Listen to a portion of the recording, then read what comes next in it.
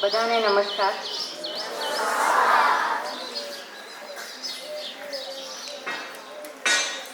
આટલા બધા સરસ શિસ્તબદ્ધ બાળકો અને એ પણ આટલા લાગણીથી, આટલા વિશ્વાસથી, આટલા આદરથી અમારું સ્વાગત કરે એ જોઈને હું ખરેખર શું કહેવાય ઓવરવેલ્ડ ઓળઘોળ થઈ ગઈ છું તમને બધાને જોઈને. Very nice to C you all. તમને બધાને જોઈને મને મારા બાળપણની સ્કૂલ યાદ આવે છે કે જ્યારે અમે એસેમ્બલીમાં આવી રીતે ભેગા થઈ અને ખૂબ જ ઉત્સુકતાથી અને ખૂબ જ આતુરતાથી વધારે જ્ઞાન મેળવવાની કોશિશ, વિશ્વાસથી બેસીને શાંતિથી સાંભળતા અને જ્ઞાન મેળવવાની કોશિશ કરતા. હું જિલ્લા ક્ષય અધિકારી સાથે સાથે ટીબી સાથે સાથે રક્તપિત્ત, HIV, હિપેટાઇટિસ આ બધા રોગોનું જિલ્લા લેવલે આ રોગની સારવાર બરાબર થાય છે કે નહીં, નિદાન બરાબર થાય છે કે નહીં, એ મારે મેનેજમેન્ટ કરવાનું હોય છે. આપણે વધારે શોર્ટમાં રાખશું. બહુ બધાને સાયન્સ તો બધા ભણે છે ને, વિજ્ઞાન તો બધા ભણે છે ને, બેક્ટેરિયા, વાયરસ આ બધું તો ખબર છે ને, બરાબર? કેટલાને 11મા 12મામાં સાયન્સમાં જ આવું છે? વેરી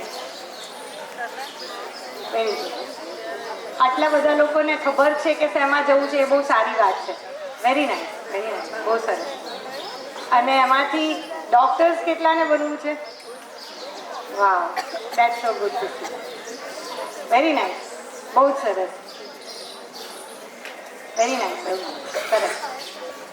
તો તમને શું લાગે છે કે ડૉક્ટર બનવા માટે હું એમ કહું કે ખાલી એક જ ક્વોલિટીની જરૂર છે ડૉક્ટર બનવા માટે, તો એ ક્વોલિટી કઈ હશે? કોઈ કહી શકશે? એક જ ખાસિયત તમારી અંદર હોય તો તમે ડૉક્ટર બની શકો, એવું હું કહું તો એ કઈ ખાસિયત હશે? બોલો. હા બોલો. વેરી ગુડ, બહુ સરસ. So happy to here that. Very good. મદદની ભાવના એ બહુ જ સારી બાબત છે અને એ ખરેખર જરૂરી છે ડૉક્ટર બનવા માટે, એક સારા ડૉક્ટર બનવા માટે. પણ મેડિકલ સાયન્સની પરીક્ષાઓ પાસ કરવા માટે કઈ ક્વોલિટી જોઈએ? હા પ્લીઝ. અને બીજું, ખાલી હિંમતથી નથી ચાલતું ને, ડિટર્મિનેશન જોઈએ ને, પુરુષાર્થ જોઈએ ને. પુરુષાર્થ અને પ્રારબ્ધ બે ભેગું થાય તો જ સફળતા મળે ને. બહુ બચપનથી આપણને આ શીખવાડવામાં આવે છે, બરાબર? હું એમ કહું કે જો ડૉક્ટર બનવું હોય ને તો હું ઘણાને એવી રીતે કહું કે ચોટલી બાંધી ને બેસીને ભણવાની તાકાત જોઈએ કન્ટિન્યુઅસલી. હા, આખા દિવસમાં 24 કલાકમાંથી 16 કલાક સુધી જે વ્યક્તિ વાંચી શકે ને, બેસીને વાંચી શકે ને, યાદ રાખી શકે, એ વ્યક્તિ સાયન્સમાં અને ખાસ કરીને મેડિકલ સાયન્સમાં સક્સેસફુલ થઈ શકે. ડિફિકલ્ટ નથી, મુશ્કેલ નથી કશું. તો હું કોઈને બીવડાવવા નથી માંગતી, પણ એક રિયાલિટી કહું છું, એક વાસ્તવિકતા કહું છું કે ઘણીવાર આપણે પુરુષાર્થ કરવાનો હોય, મહેનત કરવાની હોય ત્યારે આપણે ઘણું બધું જતું કરવું પડે, રાઈટ? આજકાલનું, અમે નાના હતા ત્યારે એ ડિસ્ટ્રેક્શન નહોતું, પણ આજકાલનું એ મોટું ડિસ્ટ્રેક્શન છે સોશિયલ મીડિયા, રાઈટ? એટલે અહીંયા તો તમને કદાચ ફોન્સ અલાઉડ નહીં હોય ને, ફોન્સ અલાઉડ નથી એટલે એ સારી વાત છે.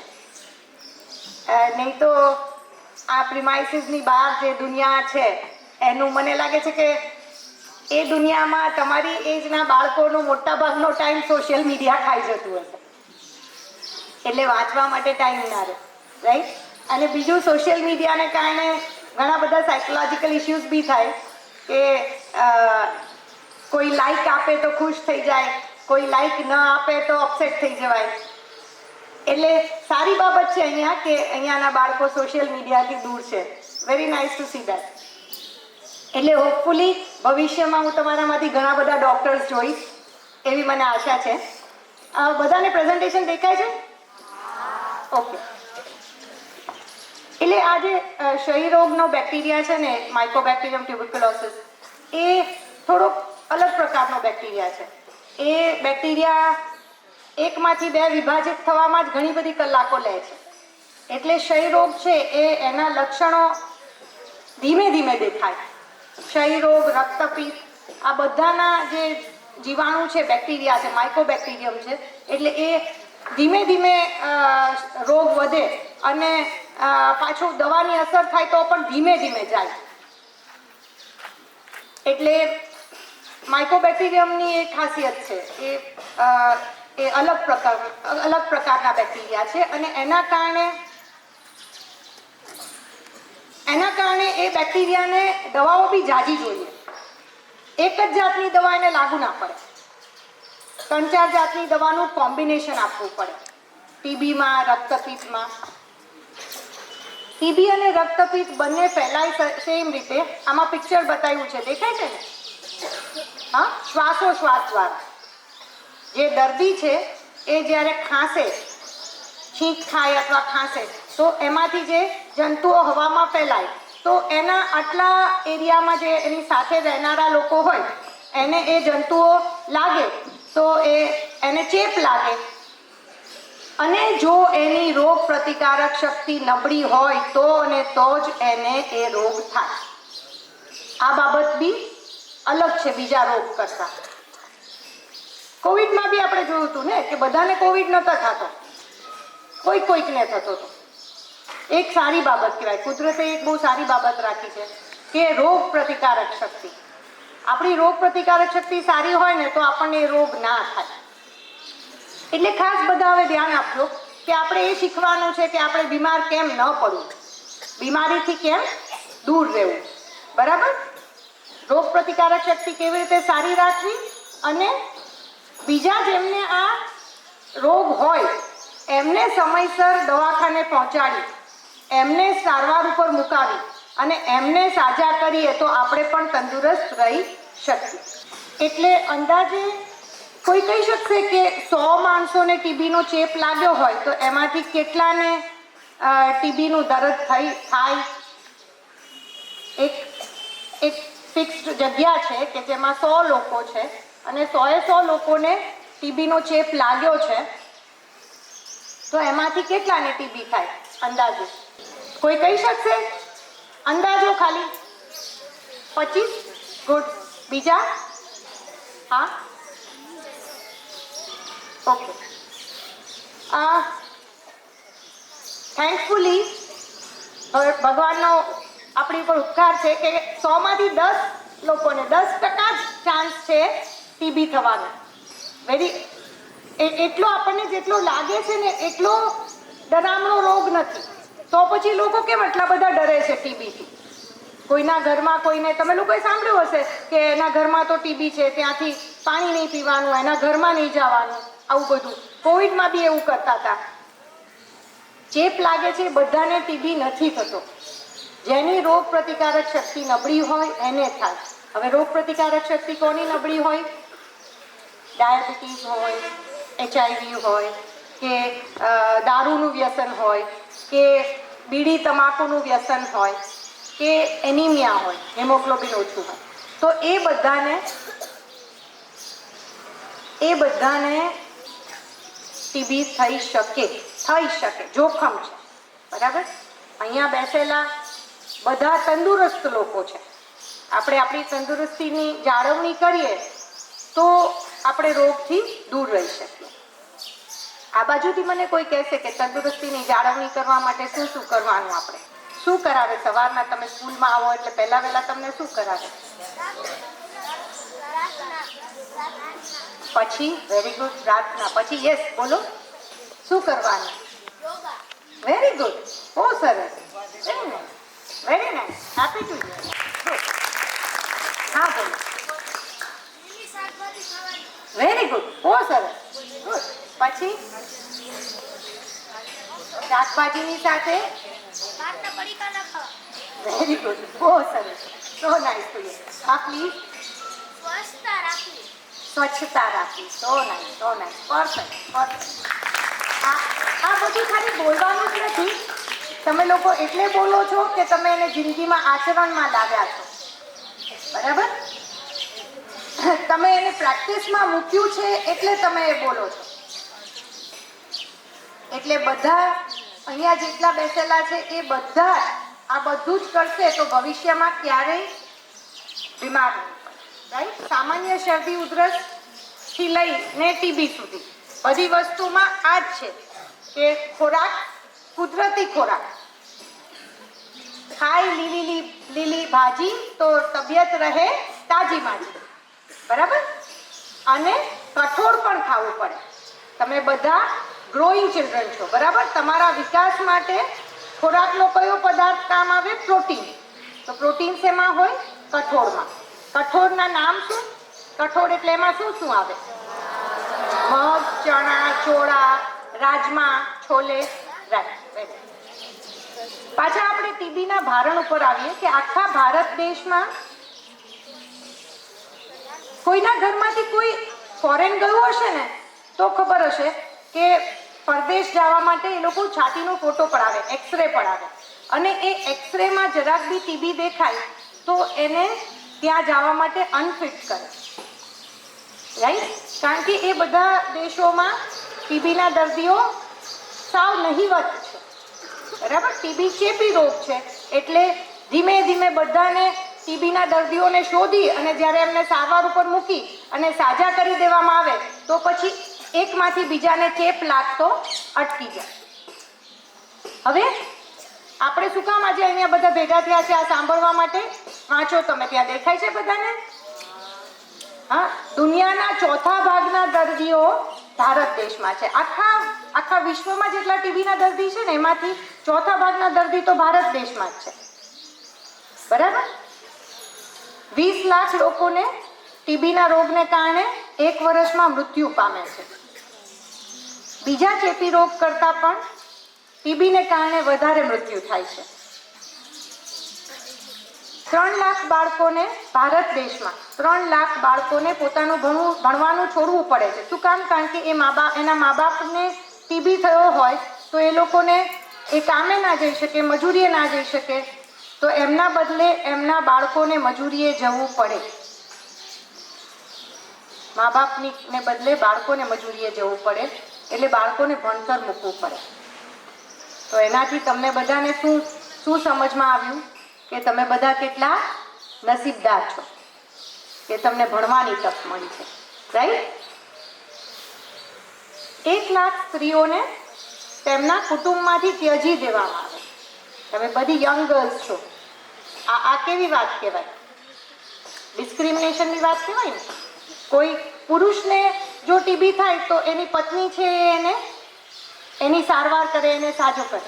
પણ કોઈ સ્ત્રીને જો ટીબી થાય અથવા કોઈ યંગ છોકરી હોય એની સગાઈ થઈ હોય ને એને ટીબી થાય તો એના સાસરિયાવાળા એને છોડી દે અને ઘરે મોકલી દે, મમ્મીના ઘરે. ખોટી વાત છે ને? કેવું ફીલ થાય, રાઈટ? જેન્ડર ડિસ્ક્રિમિનેશન કે ને, પણ આ હકીકત છે. આવું થાય છે. આપણા ભારત દેશમાં પણ આવું થાય છે, હજી પણ થાય. કારણ કે સમાજમાં સાચી માન્યતાઓ નથી, સાચી જાણકારી નથી, ખોટી માન્યતાઓ છે કે ટીબી ચેપી છે એટલે ટીબીના દર્દીઓને અલગ કરો. એની બદલે શું હોવું જોઈએ? શું જ્ઞાન હોવું જોઈએ? શું જાણકારી હોવી જોઈએ લોકોમાં? કે ચેપી છે પણ દવા ખાશે તો સાવ સાજા થઈ જશે અને બધાની વચ્ચે બધાની સાથે રહેવા માટે સક્ષમ છે, રાઈટ? ટીબીને કારણે સામાજિક અને આર્થિક વિકાસને અસર થાય છે. જો આમાં દેખાડ્યું છે કે સૌથી વધારે લોકો ટીબીને કારણે મૃત્યુ પામે છે, બરાબર? મેલેરિયા કે HIV કે પ્રેગ્નન્સીને કારણે ડિલિવરી દરમિયાન મૃત્યુ થતા હોય એની કરતાં પણ ટીબીમાં વધારે મૃત્યુ થાય છે. કોઈને પણ ટીબી થઈ શકે છે, પણ કયા એરિયામાં ટીબી વધારે થાય? જ્યાં કુપોષણ હોય, જ્યાં ગીચ વસ્તી હોય ત્યાં ટીબી વધારે થાય. જ્યાંના લોકોની રોગ પ્રતિકારક શક્તિ ઓછી હોય, જ્યાં વ્યસન કરતા હોય, જ્યાં દારૂ પીતા હોય અને જ્યાં ડ્રગ્સ લેતા હોય, રાઈટ? અને માતાને ટીબી થયો હોય તો એના બાળકને ટીબીનો ચેપ લાગી શકે, કારણ કે માતા છે એ બાળકને દવડાવતી હોય તો ટીબીનો ચેપ લાગી શકે. રક્તપિત્તની વાત કરીએ. રક્તપિત્ત એટલે લેપ્રસી, એ માઇકોબેક્ટેરિયમ લેપ્રીથી થાય છે. આમાં તમને લાગશે કે આજે ટીબી ને રક્તપિત્ત ને આવી બધી અઘરા વિષયોનું શું કામ અમને વાત કરે છે? ટીબી, રક્તપિત્ત, HIV, હિપેટાઇટિસ, આ બધા ચેપી રોગ છે. અને ચેપી રોગ હોય ને એના કારણે સમાજમાં શું ગેરમાન્યતા હોય કે એ રોગના રોગીઓને દૂર કરી દો.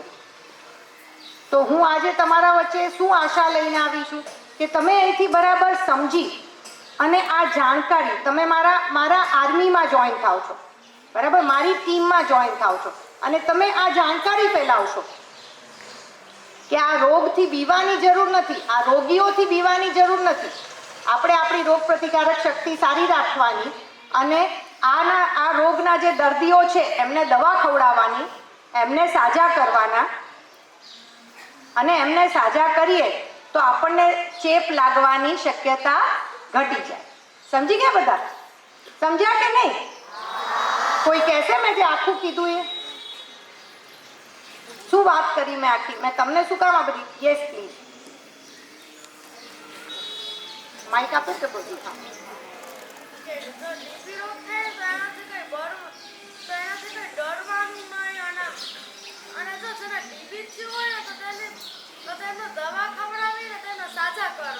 વેરી ગુડ, બહુ સરસ, good job, very good, very good. એમને દવાની સાથે સાથે પૌષ્ટિક આહારની જરૂર હોય એટલે હવે સરકારે શું કર્યું છે કે નિક્ષય મિત્ર બનાવ્યા છે. એટલે જે ગામમાં ટીબીના દર્દી હોય ને તો એ જ ગામના લોકો એને અનાજ, કઠોળ, ગોળ, ઘી આવું બધું મહિને મહિને આપે, જેથી કરીને એ દર્દીઓને એવું લાગે કે બધા એનું ધ્યાન રાખે છે, એ સારો પૌષ્ટિક આહાર ખાય અને જલ્દી સાજા થાય.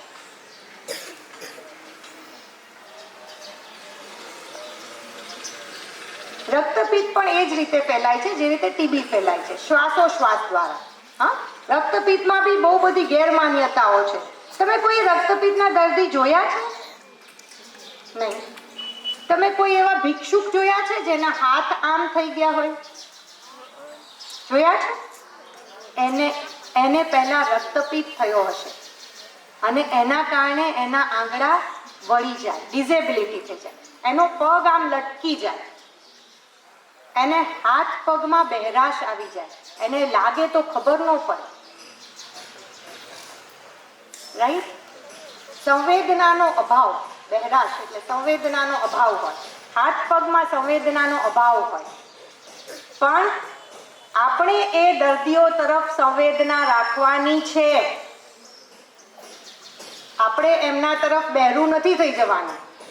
હા, જેવી રીતે ટીબીના દર્દીને સપોર્ટ કરવાનો એવી જ રીતે રક્તપિત્તના દર્દીને પણ સપોર્ટ કરીએ અને એને સારવારમાં મદદ કરીએ, એને પૌષ્ટિક આહાર અપાવીએ તો એ જલ્દી સાજા થાય, તો એનામાંથી બીજાને ચેપ લાગતો આપણે અટકાવી શકીએ. દેખાય છે પિક્ચર્સ હવે? ચાઠા, આછા ઝાંખા અથવા રતાશ પડતા ચાઠા, ગાંઠા અથવા તો ગાંઠા હોય, બરાબર, જેમાં સંવેદનાનો અભાવ હોય એટલે બહેરાશવાળા ચાઠા હોય. હા, અને આગળ જઈને પહેલા એ ચામડીમાં ચાઠું કરે, પછી આગળ જઈને ચેતાતંતુ પર અસર કરે, નર્વ્સ હોય ને, નર્વ્સ એના ઉપર અસર કરે અને એના કારણે હાથ પગમાં બહેરાશ આવી જાય અને એટલે હાથ પગમાં લાગે તો ખબર ન પડે. એ બિચારાને ચાલતા ચાલતા પગમાંથી ચપ્પલ નીકળી જાય ને તો ખબર ન પડે. એ આપણા ખેતરોમાં કામ કરતા હોય ને તો એમને લાગી જાય હાથમાં તો ખબર ના પડે. સારી બાબત એ છે કે ટીબી અને રક્તપિત્તના દર્દીઓ સાવ ઓછા છે આપણા સૌરાષ્ટ્રના જિલ્લાઓ. અમારે પોરબંદર જિલ્લામાં રક્તપિત્તના આખા વર્ષમાં 16 થી 18 કેસ મળે છે. દેવભૂમિ દ્વારકા જિલ્લો જે તમારો જિલ્લો છે એમાં બી બહુ ઓછા કેસીસ છે. કારણ કે આપણે ત્યાં કુપોષણ ઓછું છે. આપણે ત્યાં બધા ખોરાક પૌષ્ટિક આહાર લે છે, બરાબર. બાજરીના રોટલામાં બાજરામાં શું હોય, કયું તત્વ હોય? વેરી ગુડ, બહુ સરસ. બાજરીમાં આયરન હોય. એટલે જ હવે આ વખતે બાજરી ને જે બધા મિલેટ્સ છે એને પ્રમોટ કરવામાં આવ્યો છે, બરાબર ને. 2023નું વર્ષને મિલેટ યર તરીકે ઉજવવામાં આવ્યું હતું. ઇવન યુનાઇટેડ નેશન્સે પણ એને એક્સેપ્ટ કર્યું કે મિલેટ થી બહુ ફાયદો થાય, અનાજનું જે શોર્ટેજ છે એને આપણે અટકાવી શકીએ. હવે આ દેખાય છે, આમાં નર્વ્સ ફૂલી જાય અને પછી એમાંથી ડિસેબિલિટી થાય, રાઈટ. તો તમારા બધાના જે ખેતીવાડી, કેટલાના ઘરમાં ખેતીવાડી છે પોતાની? વાહ, ધેટ્સ સો ગુડ, બહુ સરસ, વેરી નાઇસ, સરસ સરસ, હાથની છે. તમારી જે વાડીઓમાં કામ કરનારા મજૂર હોય ને એ આપણા સૌરાષ્ટ્રની બહારથી આવતા હોય, ખબર છે? દાહોદ, ગોધરા એ બધા જે બોર્ડરના જિલ્લા છે ને એ, અને આસપાસના રાજ્યો, બરાબર, જેમ કે મધ્યપ્રદેશ, બિહાર, ઉત્તર પ્રદેશ, આ બધા રાજ્યોમાં કુપોષણ થોડુંક આપણી કરતાં વધારે છે. એટલે ત્યાં ટીબી અને રક્તપિત્ત બંને વધારે છે. તો હવે તમારે બધાએ મને આજે શું પ્રોમિસ કરવાનું છે? હા, બોલો.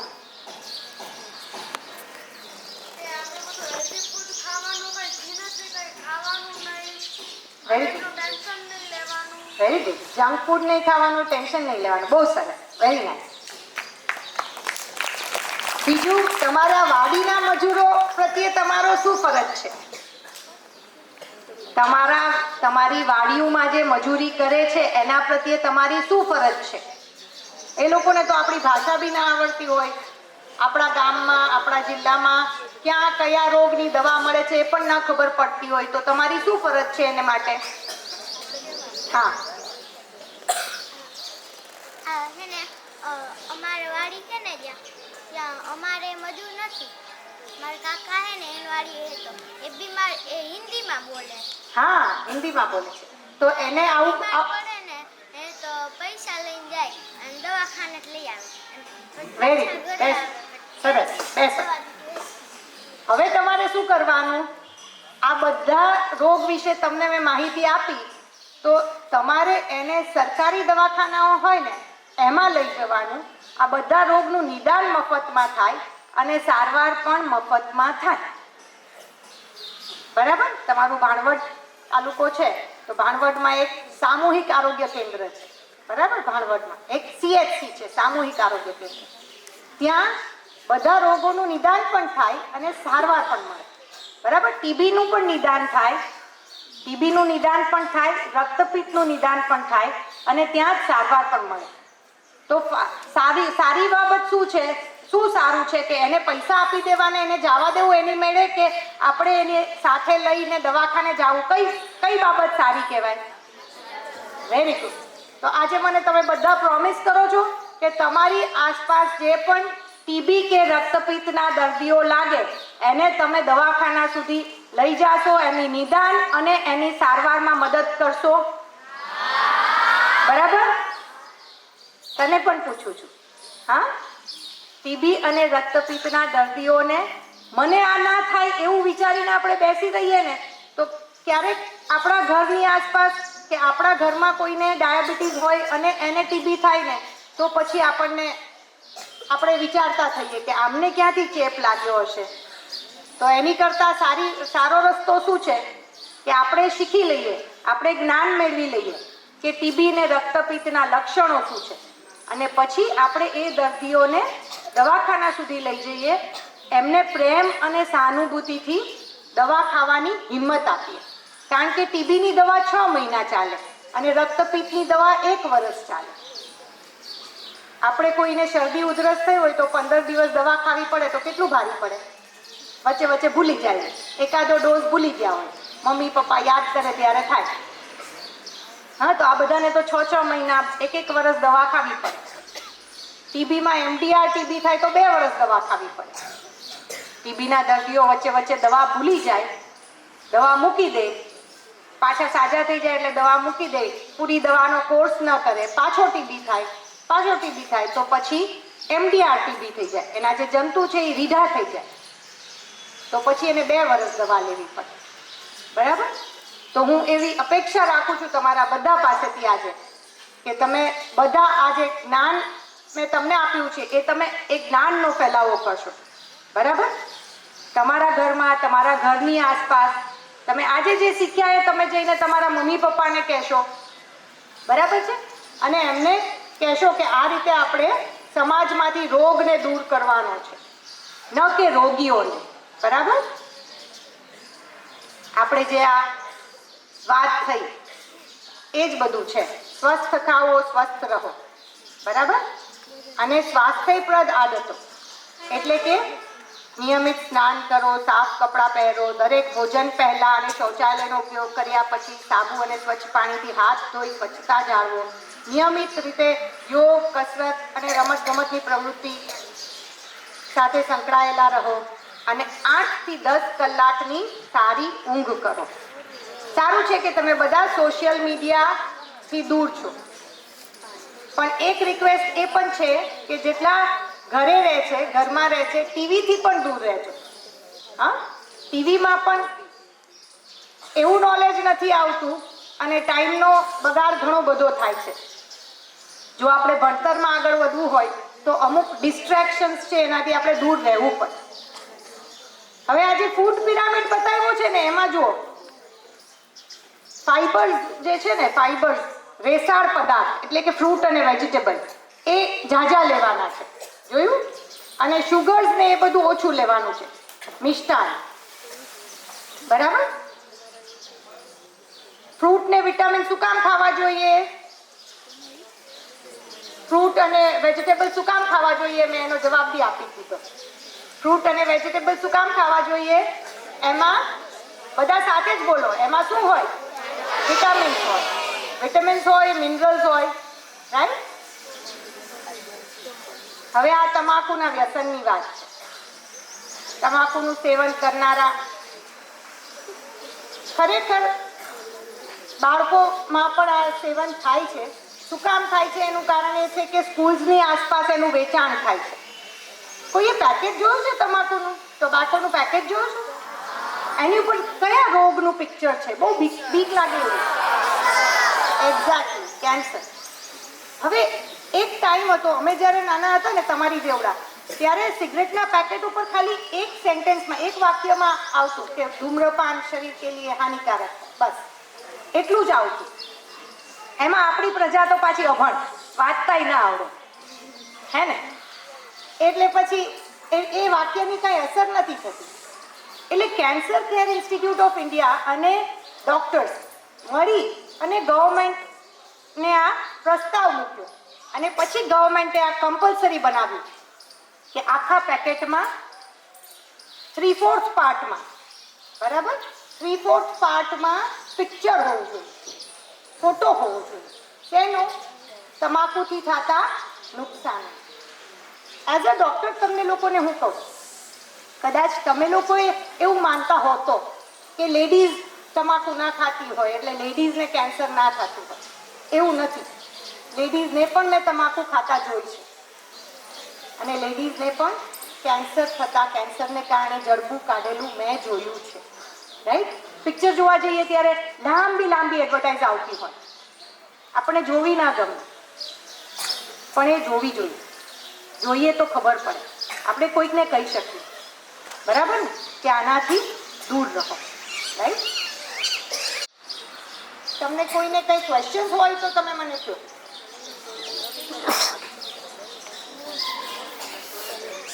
તમે બધાએ મને શાંતિથી સાંભળીએ બદલ આભાર. Thank you sir. હા, બોલો.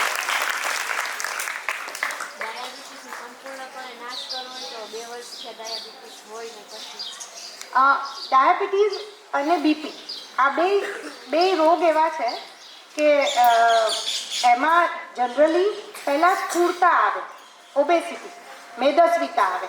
એટલે શરીરનું વજન એટલું વધે કે શરીરમાં જે ઇન્સ્યુલિન બનતું હોય ને એ ઇનફ ન હોય, એ પૂરતા પ્રમાણમાં ના હોય. રાઈટ? એટલે પહેલાં વજન ઘટાડે ને 10% વજન ઘટાડે તો બીપીની દવા બી બંધ થઈ શકે, ડાયાબિટીસની દવા બી બંધ થઈ શકે. પણ જે યંગ છોકરાઓને ડાયાબિટીસ થાય, બાળપણમાં જે ડાયાબિટીસ થાય, 20-25 વર્ષ સુધીના લોકોમાં વચ્ચે ડાયાબિટીસ થાય તો એને ઇન્સ્યુલિન લેવું પડે. તો એને લાઈફ લોંગ ઇન્સ્યુલિન લેવું પડે. હવે એનું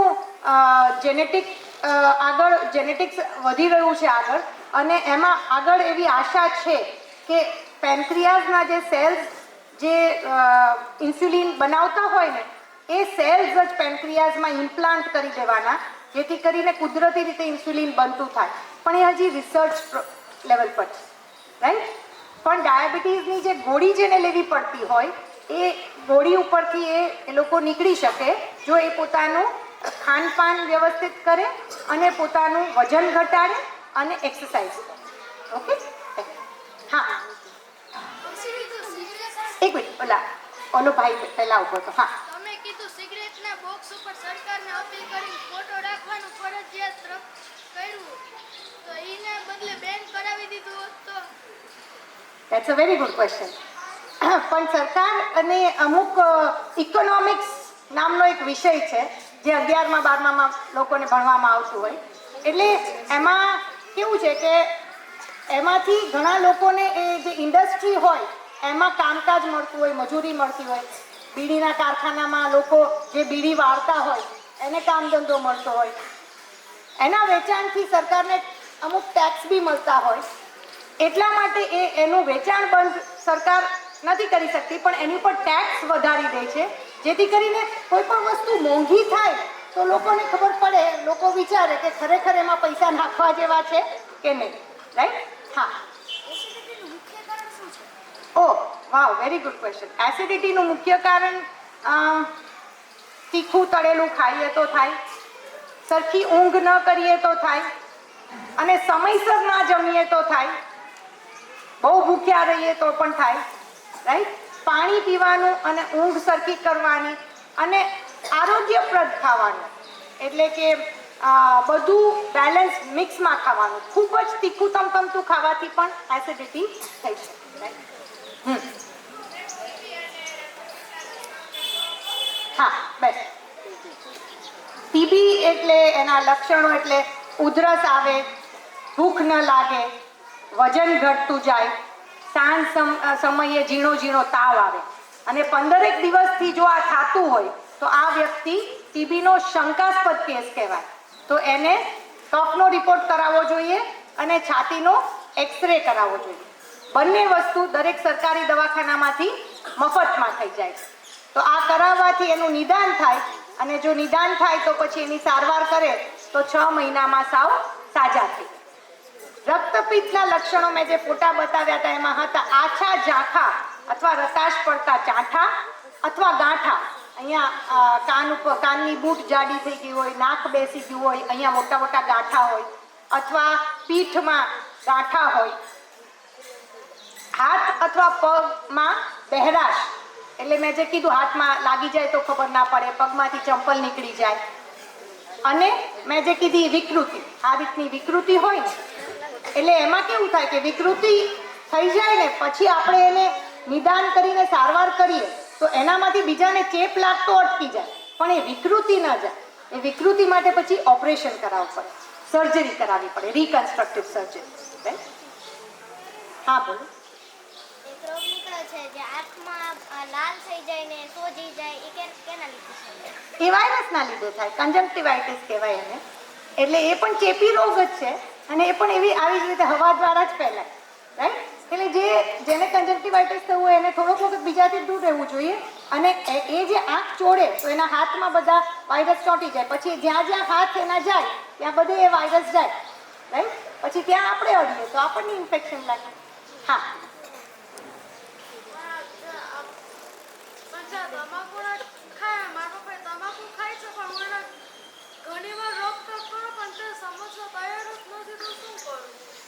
સો નાઇસ.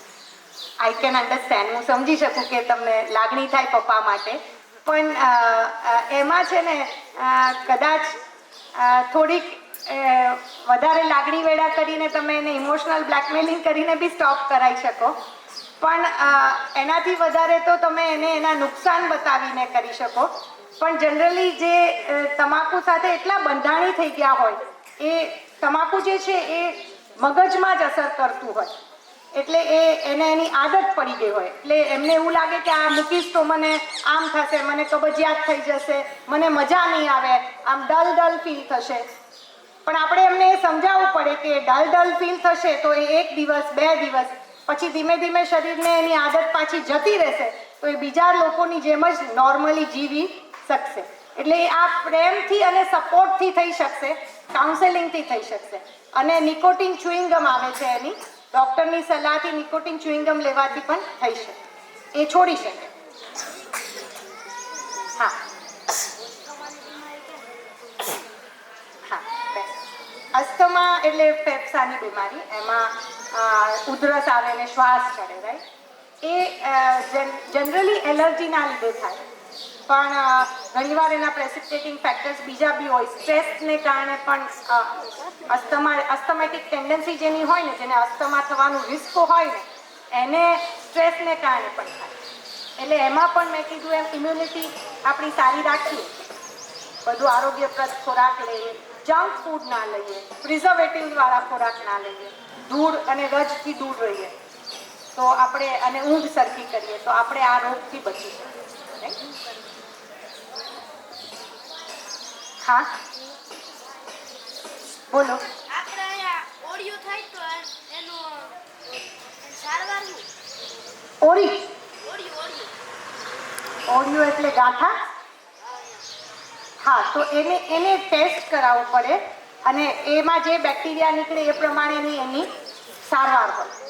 એટલે જે ગાંઠા, ગળામાં ગાંઠા નીકળે ને, એ પણ ટીબીના ગાંઠું હોઈ શકે. ટીબી ફેફસાનો રોગ છે મુખ્યત્વે, પણ ફેફસા સિવાય આખા શરીરમાં ગમે ત્યાં ટીબી થઈ શકે. ઓકે, ખાલી વાળ અને નખ એ બે આપણા શરીરના ડેડ ઓર્ગન્સ છે, એટલે એમાં લાઈફ નથી, એ ડેડ સેલ્સમાંથી બનેલા છે. એની સિવાય આખા શરીરમાં ટીબી થઈ શકે. મગજનો ટીબી થાય તો આંચકી આવે, બરાબર, પેરાલિસિસ બી થઈ શકે. મણકાનો ટીબી થાય, બરાબર, બોન્સનો, હાડકાનો, તો એમાં તો 1 વર્ષ સુધી દવા લેવી પડે. હા હા બોલો. આર્થરાઇટિસ. એટલે જોઈન્ટ્સ જે આપણા બધા છે ને, સાંધા એ જકડાઈ જાય, અને આપણે પછી આપણને જ્યારે એને યુઝ કરીએ તો પેઇન થાય. એટલે એમાં જ્યારે એકદમ એક્યુટ સ્ટેજ હોય ત્યારે દવા, પેઇન કિલર્સ અને સોજો ઉતરવાની દવા, એકચ્યુઅલી એમાં જોઈન્ટમાં સોજો હોય. ઓકે, હા. પેટમાં વાયુ થાય તો શું કરવાનું? પેટમાં બેસી જાઓ. પેટમાં વાયુ થાય એટલે જો ઉલટી થતી હોય અને ડાયરિયા થતા હોય તો એની દવા હોય, પણ ગેસ થતો હોય તો પછી આપણે વધારે પાણી ને એવું પીએ અને વાયુ થનારા ખોરાકથી દૂર રહેવું પડે. એવું કહેવાય છે કે આથાવાળા ખોરાકથી વધારે વાયુ થઈ શકે. હા, થાઇરોઇડ ને, હા, બેસ્ટ. થાઇરોઇડ છે ને, એમાં 2 પ્રકારના રોગ છે, હાઇપોથાઇરોઇડિઝમ ને હાઇપરથાઇરોઇડિઝમ. એટલે થાઇરોઇડ ગ્લેન્ડ જે છે ને, એના સ્રાવ ઓછા થઈ જાય ને તો વ્યક્તિ એકદમ જાડું થતું જાય, આમ ડલ રહે, અને ભૂખ ઓછી લાગે છતાંય શરીર વધતું જાય. તો એની દવા થાઇરોક્સિન આવે, એ ખાવી પડે. અને જો હાઇપરથાઇરોઇડિઝમ હોય એમાં એનાથી વિરુદ્ધ થાય, એટલે કે ભૂખ ઓછી લાગે છતાંય, ભૂખ વધારે લાગે છતાંય માણસનું શરીર ગળતું જાય, અને બહુ આમ હાઈપર થઈ જાય, બહુ કામ દોડાદોડી કરે ને, આમ હાથમાં ધ્રુજારી આવે ને એવું, તો એની અલગ દવા હોય. એટલે એના બી અમુક વસ્તુના કારણો મેડિકલ સાયન્સને નથી ખબર, પણ એની સારવાર ખબર છે, એટલે એ પ્રમાણે એની સારવાર કરવી પડે. તમે એ ડૉક્ટર તરીકે કહો એટલી બધી દવાઓના નામ લીધા, 6 મહિના, વર્ષ દિવસ, 2 વર્ષ દવાઓના કોર્સ કરવા પડે, તો મેં ઘણી જગ્યાએ એવું છે દવાઓની ક્યારેક આડઅસર હોય તો હાઈ પાવરની દવા આપણે પીએ તો થોડીક વધારે નુકસાન થાય છે, એવું કંઈ છે? હા, એ તો definitely best, very good question. ટીબીની દવાની પણ સાઈડ ઇફેક્ટ થાય, બરાબર. એમાં ઘણીવાર પેરિફેરલ ન્યુરોપેથી કહે, એટલે કે હાથ પગમાં ઝણઝણાટી થાય, ઘણીવાર કમળો પણ થાય. 3 જાતની દવા છે, એમાં તો કમળો પણ થઈ શકે. પણ એટલે જ એ દવા છે ને સીધા નિરીક્ષણ હેઠળ અપાય. કોઈ ડોટ પ્રોવાઈડર, તમે સાંભળ્યું છે ડોટ પ્રોવાઈડર હોય, ટ્રીટમેન્ટ સપોર્ટર હોય. તમારા ગામમાં આશાબેન છે, આશા વર્કર બેન છે ને, બસ એ આશા વર્કર બેન છે ને ટીબીના દર્દીને સામે બેસાડીને દવા રોજ આપે. એ એટલા માટે એવું રાખ્યું છે કે ટીબીના દર્દીને સાથે સાથે સહાનુભૂતિ બી મળે અને એને ધ્યાન પણ રહે કે એને કંઈ આડઅસર થતી હોય તો આશા વર્કર બેન એને ડૉક્ટર પાસે લઈ જાય. કારણ કે ટીબીના જંતુ અઘરા છે એટલે દવા થોડી અઘરી છે. તો થેન્ક યુ સો મચ. તમે બધાએ મને શાંતિથી સાંભળ્યું બદલ આભાર. Thank you.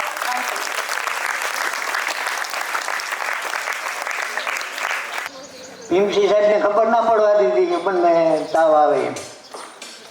પછી 15 દી ગયા હતા, હાથ પકડાઈ જાય તો હલાય નહીં, હાથે આમાં ન થાય. કાં લાકડી લઈને આવતો પગ પકડાઈ જાય, ગોઠણ ખાવાનું શક્તિ જોરદાર આવી ગઈ. પછી ભીમસિંહભાઈ છે કે સાહેબ કહે કે હાલો અહીં કે આપણે દવાખાને જવું કે જામનગર. તો જામનગર જ્યાં ધરા લઈ ગયા કે હું કોઈ નથી જવું, સામું થઈ જાય. ગાડીમાં નાખીને ધરા લઈ ગયા. જો જામનગર ગયા તો એ દવાખાને સામું ના થયું. એ દવા કરી અઠવાડિયું 4 દી. પછી ગયા રાજકોટ. આ બધા દવા લાગુ ના પડી, પછી રાજકોટની દવા લાગુ પડી. એ ધરા રાજકોટ લઈ 2 દી લગન રિપોર્ટ કરાવ્યા. ને ભીમસિંહ સાહેબ કહે કે હવે વાયને રોકાવું છે આપણે કે દવા લઈ 2 દી રિપોર્ટ કરી લ્યો પછી જઈએ. રાજકોટની દવા લીધા ઘણી જ બીજેથી ત્રીજેથી દીવામાં દિવેલ પર એવી રીતે ચાલુ થઈ ગયું. ને કદાચ ખવાતોય નહીં ને હલાતોય નહીં, લાકડી લઈને આવતો. પછી આ રાજકોટની દવા લાગુ પડી. 60 ઇન્જેક્શન આવ્યા ભેગા. 60 ઇન્જેક્શન મહિને દવા લઈ આવતા, અઠવાડિયે મહિને 60 ઇન્જેક્શન દીધા. પછી આ રાબડિયાને વળી હું બાપા હવે તો ઇન્જેક્શન ખમાતા નથી, તો કે તમારા બાપા જીવતું રહેવું હોય તો ઇન્જેક્શન દેવા જ પડશે, આ ક્રોસ કરવો જ પડે. 6 મહિના વરાદીનો ક્રોસ કર્યો ત્યાં બાપુ જીવતો રહ્યો, નકર બાપુ હતો નહીં. આજ બધા કૃષ્ણ કનૈયા લાલ કી જય. Thank you so much. બાપાએ ખૂબ સરસ એના ટીબીના પેશન્ટ હતા અને એનો એક્સપિરિયન્સ શેર કર્યો. સીમાબેને ખૂબ જ સરસ સચોટપૂર્વક અને જે માહિતી આપણી પાસે નહોતી, ટૂંકમાં બાળકો સુધી અમુક માહિતી ન હોય ટીબીની, અને ઘણી વખત આપણે ટીબી સાંભળીને ખૂબ જ ડરી જતા હોય છે. તો એના વિશે ખૂબ જ સરસ આપણે ઝીણવટપૂર્વક એની કેવી રીતે આપણે એની સારવાર હોય, આપણે કેવી રીતે જાગૃત રહેવાનું, કુપોષણ શું છે, ઘણી બધી વાતો કરી. આ બદલ આપણે જોરદાર તાળીઓથી એમનો આભાર વ્યક્ત કરીએ. પુરુષાર્થ પરિવાર આપની હંમેશા આભારી રહેશે. Ma'am, thank you so much for giving us your valuable time આપવા બદલ આપનો ખૂબ ખૂબ ધન્યવાદ. આભાર.